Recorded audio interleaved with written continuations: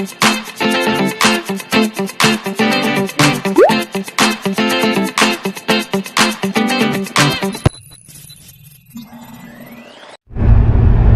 guys, what's up? Welcome po sa aking YouTube channel. At sa araw na to ay magagawin naman tayo dito sa rooftop. Ngayon guys, itong ating malaking exhaust fan ay ihiwalay natin doon sa supply ng AC. Ito yung AC. Ngayon, pagka pinatay natin itong kanyang cut-off, yan guys, patay rin itong ating exhaust fan. Ngayon, kaya natin pagbukulin kasi pag pinatayan ay lahat ng amoy ng kusina ay papasok dun sa loob ng bahay ng aming amo. Kaya kailangan ibukod yung kanyang power supply. Kasi pag nag-maintenance dito sa AC at kailangan nilang patayin yung power, kailangan nila i-cut off, eh damay yung ating exhaust fan. Kaya yan ating tatrabahoin ngayon. At nakakita na ako ng pagkukuhanan kasi may bakante rito cut off. Doon natin siya ilalagay. Ayan guys, ito yung kanyang yung pinagkuhanan itong AC na to. Ito yung motor ng exhaust fan. Ito yung kanyang power supply. Kaya kailangan natin itong ibukod. Ngayon, nakakita na ako ng pagkukuhanan. Pwede siya rito. Yan, nakabukod naman siya. Saka wala na siyang supply na binibigyan. Kaya yan, dito natin siya ikukuha. Kaya nga guys, ang ating gagawin ngayon, mainit, alas 3 pa lang ng hapon dito, pero kailangan natin ngayon trabahuin kasi pahinga ang kusina, hindi siya nagluluto ngayon, mamaya pang alas 6. Kaya dapat bago mag alas 6 patapos ko na to. And guys, panoorin nyo kung paano natin gagawin. Ayan guys, testerin muna natin kung ano yung supply na ginagamit niya para pag-break down, pagka tanggal natin, alam natin kung ano yung kung ilang voltage yung kailangan niya. Nakuha naman natin ang voltahe.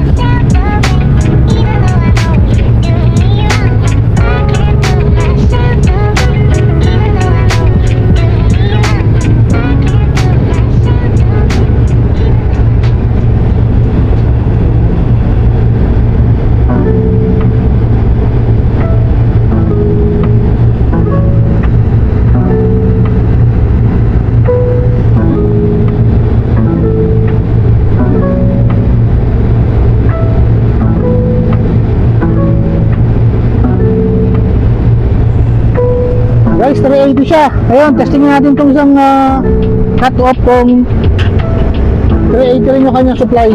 Sana 380 rin to.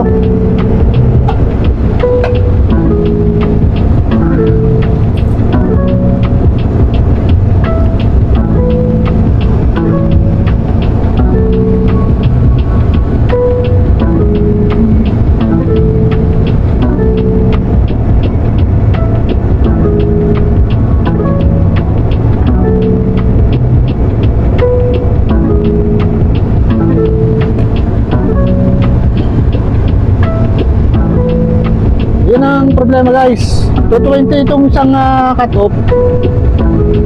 Kailangan ko maghila ng isang wire para pumunta rito sa kabilang cut off para makakuha ng 380. Yan guys, yan ang ating gagawin ngayon.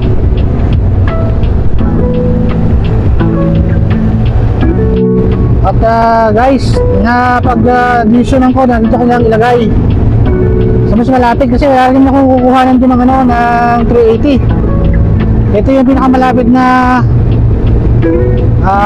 pagkukunan yung dati, pero doon ko na siya ikukuha sa ano, pinaka-main. Kasi pag pinatayan, patay na rin lahat yung ano, supply dito sa load side. Kaya doon ako kukuha sa ibabaw. Kasi dati rin naman siyang dito nakasama, kaya lang sa load side nila nilagay. Although tama naman yun, kaya lang pag pinatay yung ano, yung cut off, patay na rin itong ating exhaust fan. Kaya doon ko siya ilalagay sa main. May circuit breaker naman ako dito para safety rin. Ito guys, meron na akong dalang ano para sa kanyang load side 380.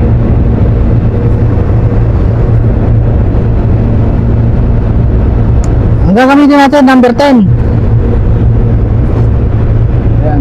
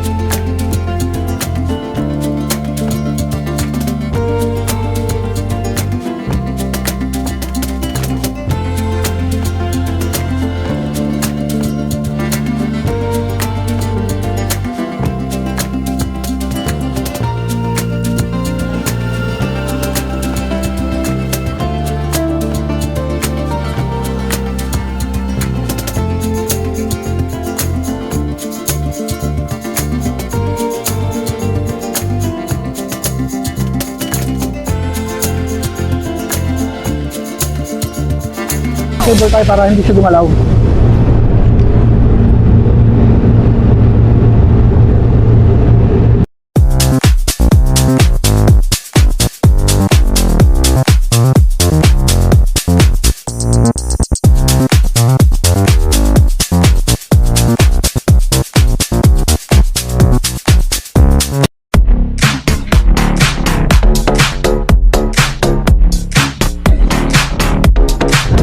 Yan nga guys, papasok ko rito sa ilalim para lagyan natin ng flexible. Yan, pasok natin ganyan para malinis.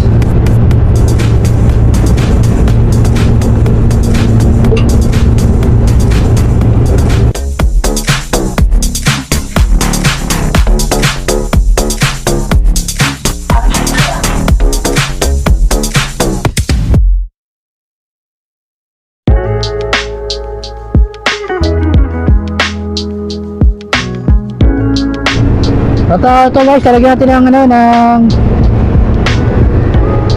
flexible hose.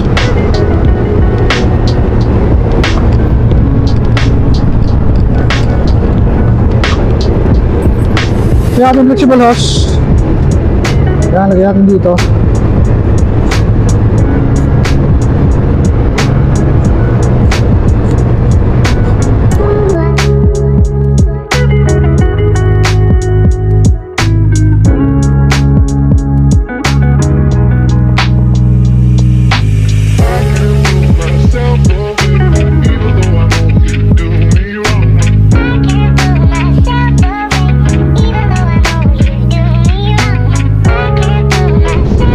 Yan nga guys, na-terminate natin yung ating supply para sa ating exhaust fan.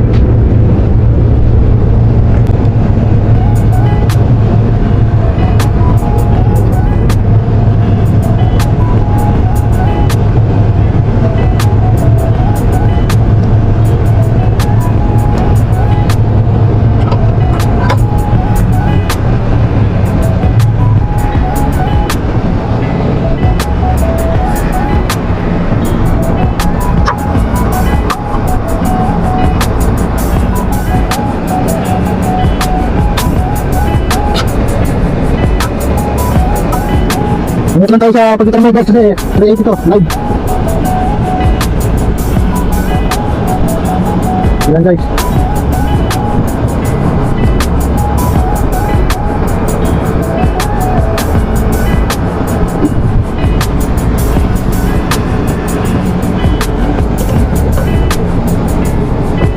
Kailangan tanong na tayo, mahigpit. Iwasan natin yung humawak dito sa screwdriver na walang isolation para hindi tayo makuryente. Ayan guys, nakikita natin isa. Ayusin lang natin para ayan.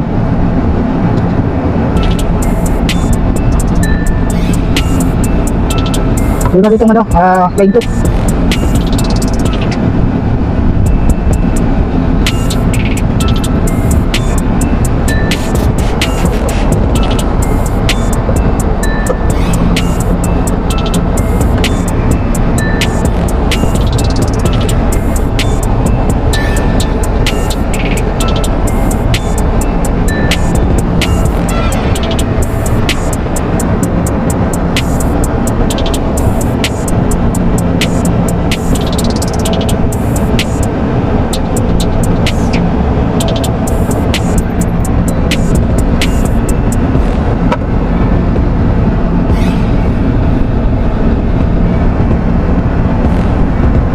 Ayan, siguraduhin natin na pasok na pasok siya.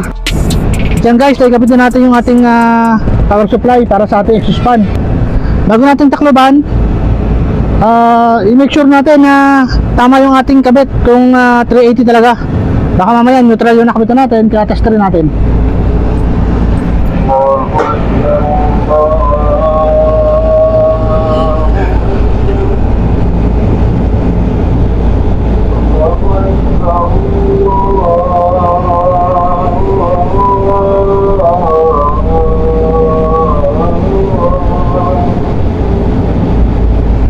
Yan guys, okay naman, 380.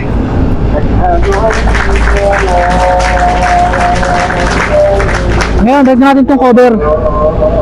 Pero, higpitan muna natin ng maayos.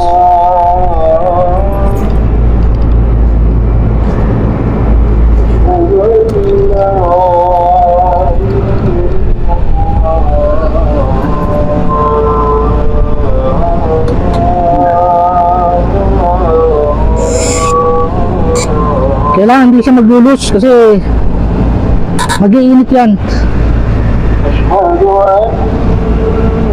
At ayan guys, lagyan natin itong cover.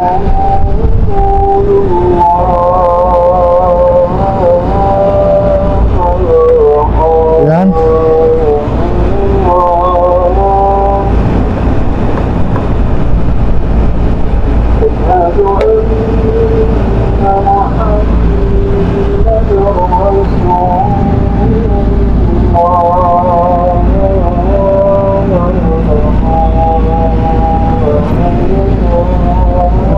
Ngayon nga guys, tanggalin ko na itong dating nakakabit na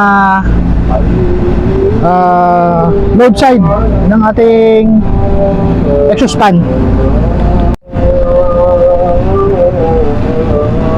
Ayan guys, ito yung ating load side.